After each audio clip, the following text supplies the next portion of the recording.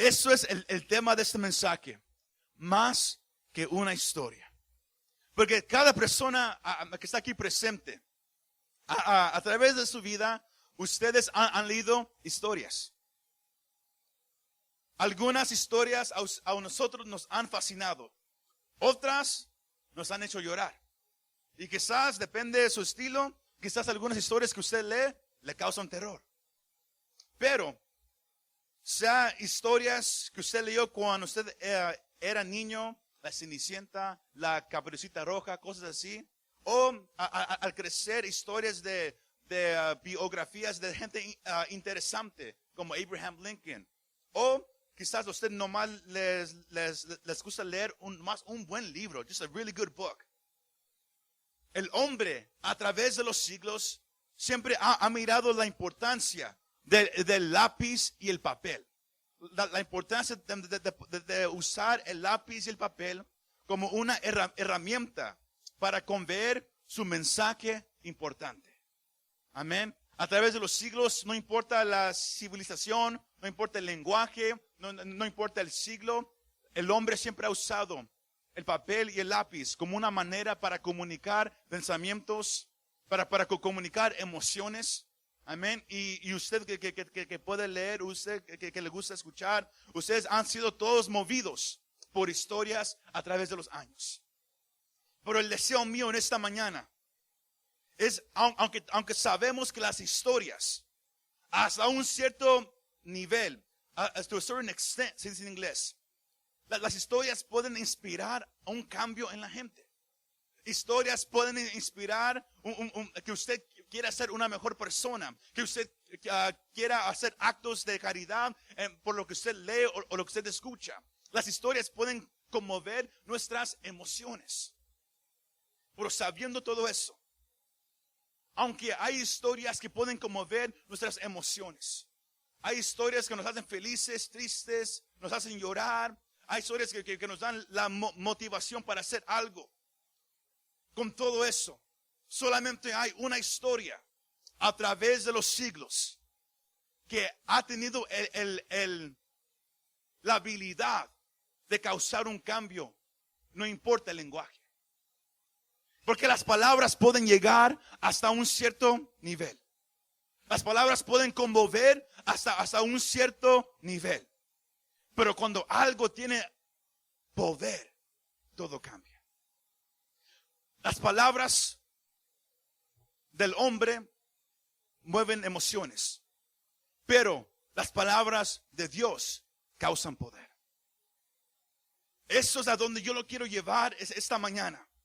Porque hay una historia que tiene el poder para transformar, sea adulto o sea niño, sea anciano o sea joven, sea generación tras generación. Solamente hay una historia que ha tenido el poder para transformar. Generación tras generación, edad tras edad, lenguaje tras lenguaje. No importa si se lee en español, en inglés, en francés, en chino, no importa el lenguaje. Cuando se lee esta historia, algo empieza a suceder. Porque las palabras no son las palabras de un hombre.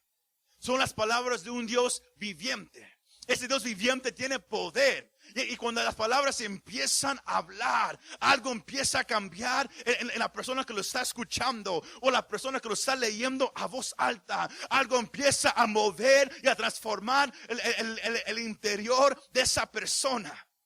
Y es algo que yo quiero que usted hoy recuerde esta mañana. Porque si va a haber un cambio en nuestras ciudades, un cambio en nuestras iglesias, un cambio en nuestra nación, va a solamente suceder con el poder de un Dios viviente, con el poder de un Dios real. El problema que ha causado hoy en nuestros tiempos, a través de los años, es que el hombre, especialmente las iglesias, han tratado de cambiar la sociedad, han tratado de causar reformatorios, reforms en inglés, no más con palabras y con acción de hombre. nos miramos hoy en esos días presentes con todo lo que está pasando a nuestro alrededor. Todos quieren reforma de inmigración, todos quieren reforma entre los policías, todos quieren cambios de muchas cosas y ellos escriben leyes y hacen todo sin saber que el verdadero cambio no va a venir a través de letras en un papel. El verdadero cambio no va a venir a través de leyes. El verdadero cambio en la humanidad va a venir cuando vengan cara a cara con el Dios todopoderoso, con el Dios creador del cielo y la tierra. Y el problema que tenemos hoy en día es que los predicadores, los cristianos, aquellos que tienen la habilidad y la oportunidad y la responsabilidad de compartir un mensaje tan hermoso, han querido cambiar a la gente con palabras. Como vamos a ver en unos momentos, han querido hacer el evangelio algo más relativo, more relative. Ellos han querido que la gente quiera mirar el evangelio como algo cool, como algo que, ¿sabes qué? Yo sí quiero ser parte de eso, tratando de convencer a la gente de venir a Dios, sin saber que Dios no necesita ayuda de nadie para convencer a la gente. Porque el poder de Dios nomás al tocar a la persona queda transformada para siempre. Y es la parte que yo quiero que ustedes recuerden esta mañana, que la historia más importante del mundo es más que una historia. Porque no fue escrita por un hombre, fue escrita por manos de hombres. Segunda de Timoteo 3, Pablo, él escribe esa carta a Timoteo y él dice que las escrituras, la palabra de Dios fue inspirada por Dios, significando que él habló, que Dios mismo habló y cayó sobre el hombre el Espíritu Santo y fue él que le dio las palabras al hombre de qué escribir. Dios habló y el hombre nomás escribió. La Biblia no viene del hombre. La Biblia fue escrita por mano de hombre, pero la Biblia es la palabra de Dios 100%. Y porque es la palabra de Dios 100%, usted puede confiar en algo bien diferente en este libro. Que es más que palabras, que es más que una historia. Que este libro está lleno de poder de un Dios viviente. Suena como si me estoy repitiendo y lo estoy haciendo a propósito, porque yo quiero que usted se lo grabe en su mente, que Dios es real, que ese libro es más que una historia, que es más que palabras escritas por un hombre, porque la humanidad dice que ese libro no se puede confiar, porque lo escribieron hombres, y cómo sabemos si es confiable. Pero como hemos hablado recientemente, Dios habló las palabras de este libro. El hombre lo escribió en nuestro lenguaje para que usted y yo lo podamos entender. Pero la diferencia es que cuando usted lo lee a voz alta, cuando usted lo escucha como en un mensaje, usted puede sentir que este libro no es como los demás. Este libro no es la Caperucita Roja. Este libro no es la Cenicienta. Este libro es una carta de amor de un Dios viviente hacia una humanidad perdida sin Él, diciéndonos: yo te amo, yo quiero que estés conmigo por toda la eternidad y yo di mi vida por ti en una cruz. Yo quiero que usted sepa que esto es más que una historia, porque la diferencia está en el poder y de dónde viene el poder. Recuerde, la diferencia en este libro con todos los demás libros que se han escrito a través de la humanidad es el poder en este libro. ¿Y de dónde viene el poder? La gente a usted le puede preguntar: pero ¿cómo puedes confiar en ese libro? ¿Cómo puedes saber que ese libro es verdad? Porque yo lo he leído y yo lo he hablado y yo sé lo que sucede cuando yo hablo este libro. Yo sé lo que sucede cuando yo lo leo a voz alta y yo creo lo que está escrito. Las palabras no alcanzan para describir lo que sucede, porque ese libro no es algo que nomás se enseña. Es algo que usted mismo tiene que experimentar. Y ahí está la diferencia. Porque las historias que el hombre escribe pueden tocar sus emociones, pueden tocar su mente intelectual, pero solamente el Evangelio causa una diferencia. Y es porque es un libro real. Todo lo demás, el hombre se lo inventó o quizás lo miró de algo. Pero solamente ese libro viene de alguien más grande y más poderoso que el hombre.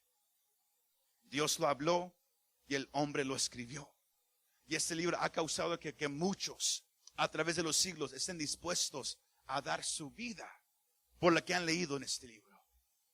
Pablo dijo en Romanos capítulo 1, versículo 16, porque yo no me avergüenzo del evangelio, porque es poder de Dios para salvación. No es una historia nomás de Dios, no es un libro nomás de Dios, es el poder de Dios para salvación.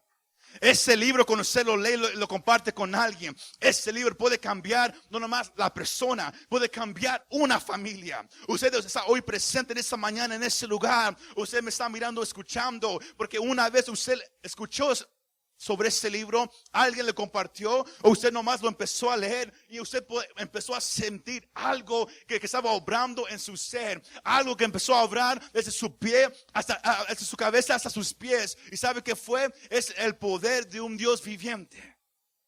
El poder de un Dios viviente. No importa qué tan raro se puede mirar, qué tan foolish, así dice en inglés, qué tan foolish se puede sentir. Usted puede decir, pero no sé, como que no estoy convencido, como que no estoy seguro. De eso es lo que yo le quiero hablar hoy. Porque si hay todavía alguien presente aquí, si todavía hay alguien que me está escuchando, que no está 100% convencido en ese libro, espero que lo que ese libro dice a usted lo convenza. Porque el problema que tenemos hoy en día es que el hombre quiere ser convencido por los demás hombres. Venimos para ver si el predicador, el pastor, el ministro, a ver si él me puede convencer que yo crea en Dios. A ver si él me puede convencer que yo siga a Dios. Y ese es el problema más grande que hay en las iglesias. Que estamos tratando de convencer a la gente de Dios, cuando Dios no necesita ayuda. La palabra habla por sí misma. ¿Cuántos dicen amén? ¿Cuántos dicen amén? En el contexto de del pasaje que acabamos de leer esta mañana, estamos en 1 de Corintios 2. Si usted lo ha leído en su casa, usted lo gusta estudiar, usted sabe que Pablo escribió esta carta, estas dos cartas a la iglesia en Corintios.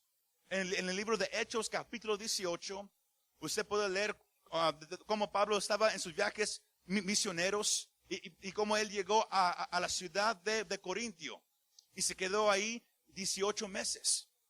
¿Por qué? ¿Por qué tan largo? Porque él además había llegado nomás para pasar. Pero de repente él miró que había un hambre en los gentiles en esa ciudad. Porque los judíos escucharon el mensaje que Pablo predicaba, pero no quedaron convencidos. Pero aquellos de los cuales empezaron a sentir algo cuando Pablo hablaba el mensaje de Jesús. Ellos empezaron a sentir algo. Y ellos empezaron a invitar más a Pablo a que él compartiera cada día de reposo. Y él fue a compartir. Y de repente se levantó un hambre en los gentiles, en la ciudad de Corintios. Y Pablo estableció una iglesia ahí.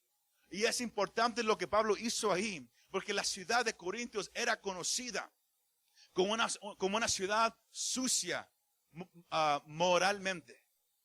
Por lo que ellos hacían sexualmente. Por las costumbres en esta ciudad. Hasta uno de los grandes filósofos de ese tiempo dijo esa frase: vivir como un corintio, to live like a Corinthian. Significaba vivir de una manera moralmente sucia, por lo que a ellos les gustaba hacer, lo que a ellos les gustaba a vivir. Y Pablo estableció esta iglesia en una ciudad tan perversa, tan sucia. Pero él empezó a mirar cómo Dios empezó a transformar a hombres que les gustaba andar con otros hombres, mujeres con otras mujeres, a hijos que les gustaba hacer cosas con sus padres, con cosas sexuales. No nomás eso, pero la manera que ellos mentían, la manera como había tanto orgullo en esa ciudad, porque esa ciudad estaba llena de hombres y mujeres estudiados. Hombres y mujeres que habían estudiado en las escuelas en esos tiempos más altas. Era gente de clase, de acuerdo a ellos. Era gente de estudio. Ellos sabían más que las demás ciudades. Y Pablo llegó ahí con este mensaje. Y Pablo comienza su carta en el capítulo 1, porque algo sucedió en Corintio, que la iglesia que él había comenzado por 18 meses, empezó a haber fricción adentro de la iglesia. Gente que se empezó a dividir en grupos. Unos decían, nosotros creemos lo que Pablo predicó. Otros decían, no, nosotros somos de Apolo. Otros decían, no, nosotros somos de Caifás, que es otro nombre de Pedro. Otros decían, no, nosotros somos de Cristo. Suena casi como hoy en día. Hay tantos grupos, nosotros creemos esto, nosotros creemos aquello y todo eso. Entonces Pablo escribe porque se levantó esos grupos, se levantó división en la iglesia, hubo pecado perverso en la iglesia. Y todos pensaban que estaban bien porque ellos decían, Cristo murió por nosotros, ahora y su gracia es infinita, significa que podemos vivir como queramos y Dios nos perdona y Dios nos ama así. Igual casi como hoy en día. Hay muchos que piensan de esa manera. Él está escribiendo esta carta para resolver esas situaciones difíciles. Y él comienza, si usted lee en su casa, los primeros 5 capítulos, recordándoles la importancia del mensaje de que ellos escucharon cuando Pablo llegó a Corintio. Porque ellos estaban acostumbrados al retórico de ese día, the rhetoric of that day. Porque en Corintio, en Grecia, Atenas, en las ciudades alrededores, había muchos hombres y mujeres que sabían el arte de hablar. The art of speaking. Porque el compartir, sea un mensaje, message, una oración, a speech, hay un arte para eso. There's an art for that. Y la gente iba a estudiar para ver cómo hablar en público. Para ver cómo mover las emociones de aquellos que estaban escuchando. Cómo tocar sus emociones. Cómo tocar su mente. Cómo hacerlos pensar. Y cómo hacerlos responder a lo que ellos estaban diciendo. Era un arte. Había hombres y mujeres que sabían hablar. Y cuando ellos hablaban, la gente los escuchaba. ¡Wow! Ellos hablaban nomás y todos ahí nomás mirándolos. Todos mesmerados de cómo ese hombre, esa mujer hablaban. Y luego llega Pablo. Pablo también era estudiado. Él sabía el arte de cómo hablar en público. Pero él sabía también que esa gente estaba esperando a ver qué iba este hombre a decir. A ver si este hombre iba a mover mis emociones hoy. A ver si este hombre iba no nomás a mover mis emociones, por hacerme pensar. Porque los que han ido a la escuela saben que especialmente en esos tiempos en Grecia, en Roma, a todo alrededor, había muchos filósofos. A lot of philosophers. Mucha gente que le gustaba pensar. ¿Por qué estamos aquí? ¿Por qué existe la vida? ¿Por qué respiramos? Cosas profundas. Usted lee en su clase Hechos capítulo 17. Había un lugar, en inglés se llama Mars Hill. Había un lugar donde iban la gente nomás a pensar. Nomás a pensar en la vida. A pensar en las cosas más profundas. Y en ese lugar habían ídolos de muchos dioses. Y también había un lugar para el Dios que no tenía nombre. Que era una representación del Dios de la Biblia. Porque la gente había escuchado que ese Dios había partido el mar rojo. Que ese Dios había peleado por Israel. Pero nadie sabía su nombre. y habían ídolos alrededor y la gente nomás iba a pensar, ¿de verdad hay un Dios? ¿De verdad hay más a la vida? ¿Qué pasa cuando yo muera? Y preguntas tan profundas. Y luego Pablo va a ese lugar en Hechos 17 y él empieza a compartirles el mensaje de la cruz. Hoy en día el mensaje de la cruz es un poco difícil de compartir, porque nadie quiere decir cruz. Nadie quiere decir el mensaje de la cruz. Nobody wants to say the message of the cross. Porque suena duro, suena feo, suena como que, yo no sé, como si eso lo debemos de compartir. Y eso era la misma actitud en ese tiempo. Esa gente estaba pensando, sino Pablo escribe a los corintios, recuerden cuando yo vine hacia ustedes, que yo vine simplemente.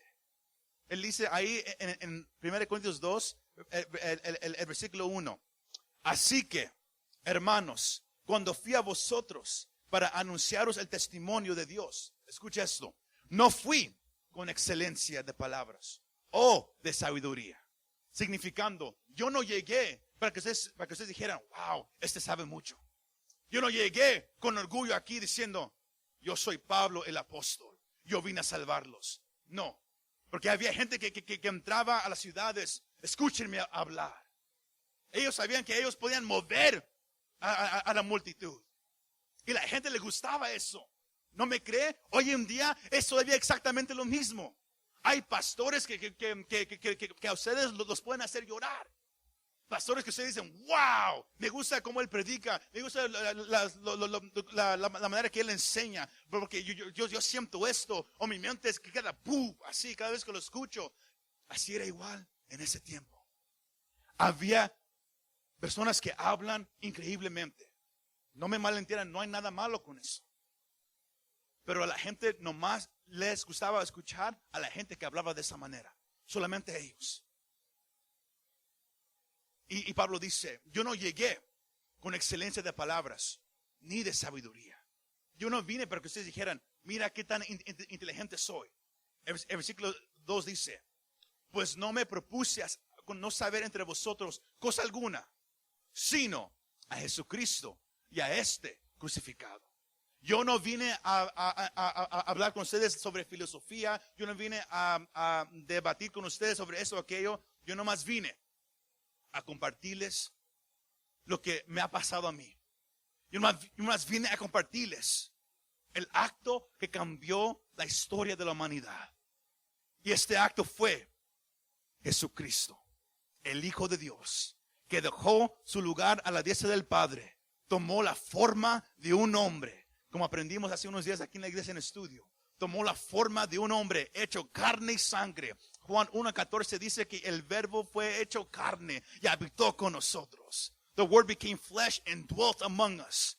Y él vino, se hizo carne y sangre para morir una sola vez por los pecados de la humanidad. Y Pablo dice, ya este Cristo, yo vine a predicar este crucificado. Porque en ese tiempo nadie quería escuchar nada acerca de eso. Porque el que alguien fuera crucificado era para la gente en ese tiempo algo terrible. Algo que ni vale mencionar. Era algo nomás feo de mirar. Hoy para nosotros quizás nomás haya una película que ha llegado cerca de quizás como nuestro Señor Jesús sufrió. Pero hay muchas películas a través de los años que han tratado de agarrar la imagen, pero no la agarran. Porque el que alguien fuera crucificado significaba que era abatido, era golpeado, hasta el punto que queda deforme. Porque si hoy en día usted mira, hay gente que las gangas se pelean y dejan a gente tirados en la calle casi deformados por el odio que hay. En ese tiempo los romanos eran conocidos por su odio, eran conocidos por ser duros. Por eso era que ellos llegaron a conquistar casi una buena parte del territorio en ese tiempo. Porque ellos eran crueles. Y la Biblia dice que nuestro Señor Jesucristo fue abatido que él fue escupido, él fue golpeado 39 veces. Hasta el punto que con lo que lo golpearon, se metía a su carne y le rompía pedazos de carne cada vez que le pegaban y lo jalaban así. Si no había pedazos en lugares, había sangre saliendo, uno nomás se puede imaginar el dolor causando. Los golpes en la cabeza y todo. Y no nomás eso, pero también tenían que cargar su cruz. Todo casi ya sin fuerza.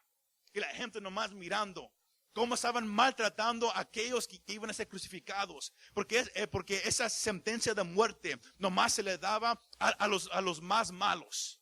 A la gente más mala moría de esa manera. Y Jesús sufrió de esa manera por usted y por mí.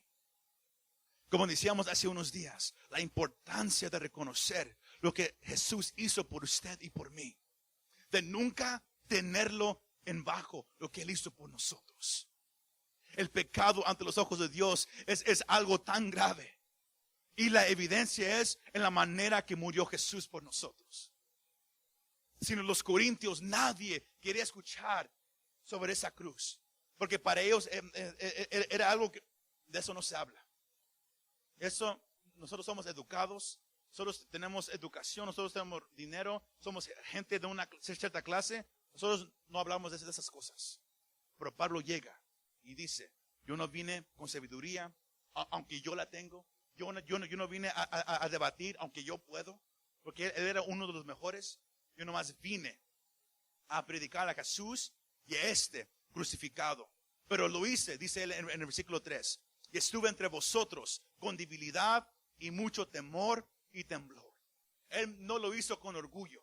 Hoy en día hay predicadores, hay gente en las calles que les gusta evangelizar y se acercan a la gente y empiezan a hablar sobre esta historia de Jesús, pero lo hacen de una manera tan orgullosa, de una manera como que yo más vine a cumplir lo que tengo que hacer. Si lo quieres, acéptalo. Si no lo quieres, vete al infierno. Así es mucha gente hoy en día. Pero Pablo dice, no, yo vine a predicar este mensaje con debilidad y mucho temor y temblor. Porque el compartir el mensaje de la Biblia, compartir cualquier mensaje, algo simple o algo profundo, sea en un lugar como este, sea en la calle, sea con tu amigo en el trabajo, siempre se tiene que hacer con temblor y con temor. Porque usted le está hablando a alguien de la historia más grande que la humanidad ha mirado. Y uno nunca sabe si va a ser la única vez que esta persona escuche quién es Jesús y lo que Él hizo por ellos. Y es por eso que uno siempre lo tiene que hacer con temor y temblor. Porque quizás es la única oportunidad y Dios te escogió a ti, a usted, para que usted lo comparta en ese momento. Y Pablo sabía eso. Luego él dice en el versículo 4, y ni mi palabra, ni mi predicación fue con palabras persuasivas de humana sabiduría. Yo no vine, cuando yo llegué a Corinto, dice Pablo, yo no vine a convencerlos. Yo no vine a que ustedes fueran mis discípulos o a hacer yo una iglesia grande. Yo no vine con nada de eso. Porque hoy en día el problema más grande, como dijimos al comienzo, es que la gente quiere convencer a la gente de seguir a Jesús. La gente quiere forzar un cambio en la gente. La gente, a veces que hay muchos que tocan música de fondo para hacer a la gente llorar durante el mensaje y todo, a través de las iglesias. Pero yo he aprendido una cosa, que cuando alguien predica nomás el evangelio, así de puro, Dios no necesita ayuda. Hay predicadores, hay iglesias alrededor del mundo, de los países, que usan tantas tácticas para cómo que la gente entre a una iglesia. Y cómo hacer que se queden. Lo llaman estrategias, strategies. Yo he mirado lo que ellos dicen, cómo tenemos que hacer invitaciones, cómo tenemos que hacer muchas cosas para que la gente entre. Y no hay nada malo con eso. Pero lo que la iglesia usa para que la gente entre a la iglesia es lo que va a tener que seguir usando para que la gente se quede. Si usted usa estrategias para que la gente entre, lo va a tener que seguir usando para que se quede. Pero si usted nomás usa el evangelio para que la gente entre, nomás tendrá que predicar el evangelio y la gente se queda. Así de simple. Porque ese evangelio tiene poder. Ese evangelio tiene autoridad. Dios no necesita nuestra ayuda para convencer a nadie. Usted tiene que creer que lo que usted está compartiendo es la palabra viva de Dios. Es la palabra poderosa de Dios. Igual como Pablo dijo, para mí el vivir es Cristo y el morir es ganancia. Y él lo dijo porque él sabía el poder de ese evangelio. Estaba dispuesto a morir por ese evangelio. Y él dice, y ni mi palabra ni mi predicación fue con palabras persuasivas de humanos, sino con demostración del Espíritu y de poder. Cuando alguien usa palabras persuasivas para tratar de convencer a la gente, está confiando en sí mismo. Y cuando nada sucede, dice, no, no estudié suficiente, no hice eso, no. El evangelio que Dios quiere que se predique de aquí en adelante ya no va a estar basado en cuántas palabras usted puede usar. No tenga miedo usted cuando alguien le pregunta ¿quién es Jesús? Usted no quiero que usted diga, pero yo no estoy cualificado para compartir. Yo no sé mucho.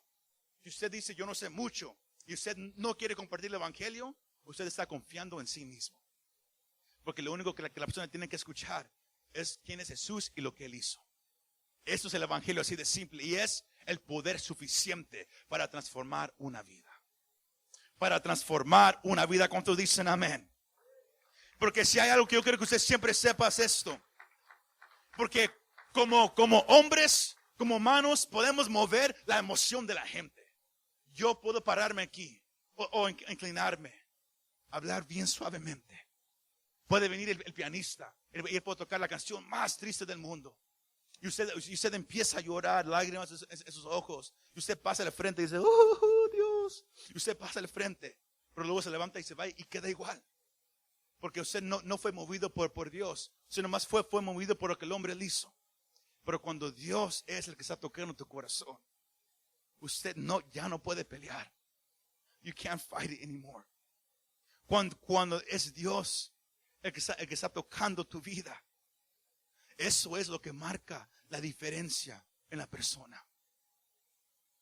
¿Sí me va siguiendo? Porque yo nomás les puedo predicar lo que la Biblia dice y lo que yo he experimentado. Y lo que yo he experimentado, yo he venido a esta conclusión, que Dios es real. Yo no lo puedo convencer a usted, yo no lo puedo forzar, yo nomás le puedo decir lo que el libro dice y lo que yo he vivido, porque ese libro es real. Igual con ustedes. Ustedes no pueden forzar a su familia, no pueden forzar a sus compañeros. Lo único que ustedes pueden hacer es nomás compartirles el mensaje con su experiencia. Y eso es la diferencia. ¿No me cree?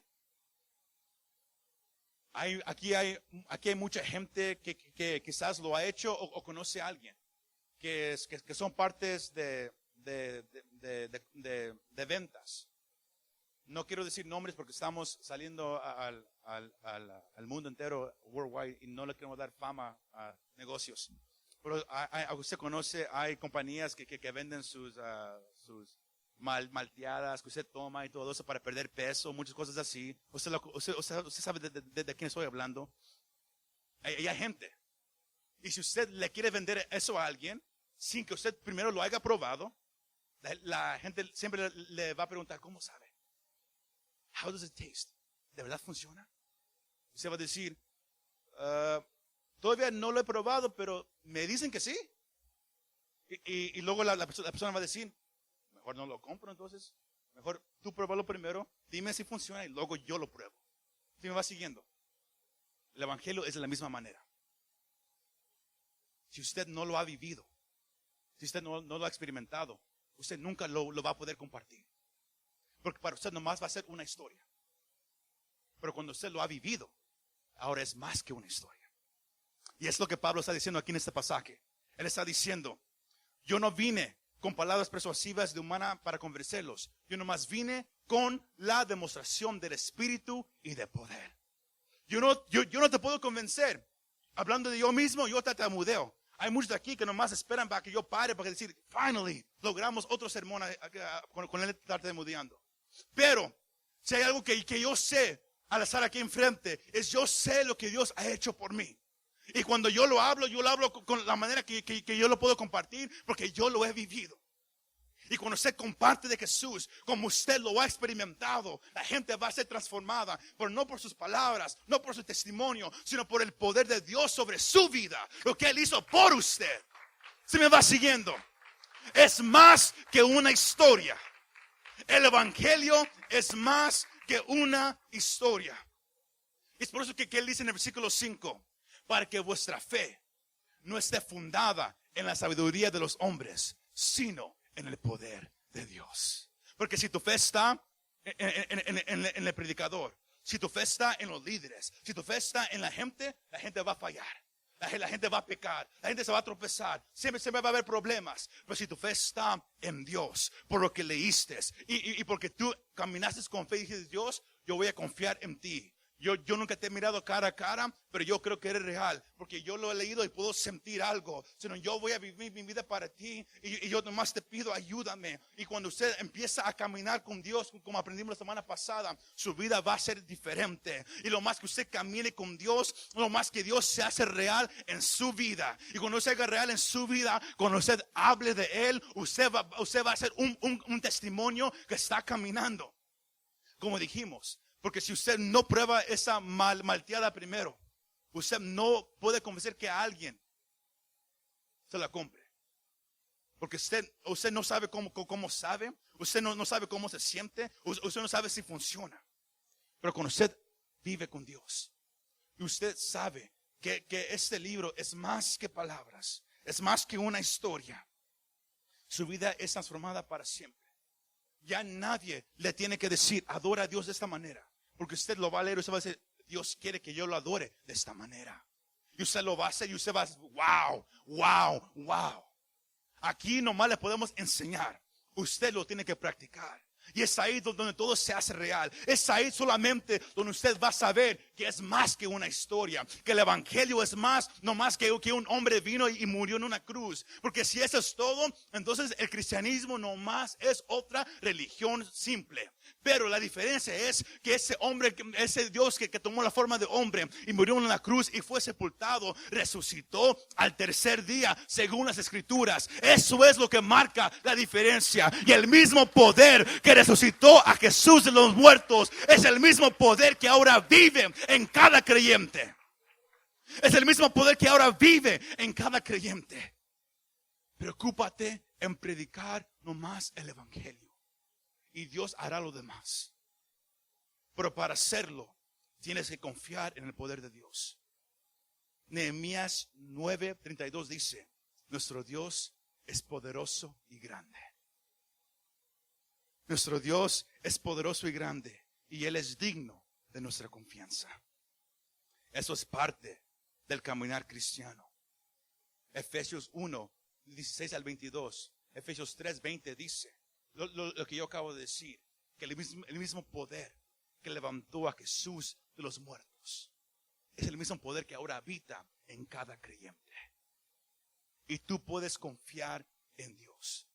Pero para confiar en el poder de Dios, usted tiene que llegar a este entendimiento que Él es todopoderoso. La única manera que usted va a llegar a ese entendimiento es leyendo este libro. Salmos capítulo 105 dice que cuenta de cada milagro que Dios ha hecho. Porque este libro está lleno de milagros de Dios, lo que Dios ha hecho como testimonio de que usted puede confiar en Él. De que usted puede poner su confianza en Él. Sino pare de confiar en sí mismo. Hoy en día se predica mucho el mensaje de tú puedes. Tú puedes seguir adelante. You can do it. The self-help message. El evangelio de ti mismo se llama hoy en día. Tú puedes hacerlo.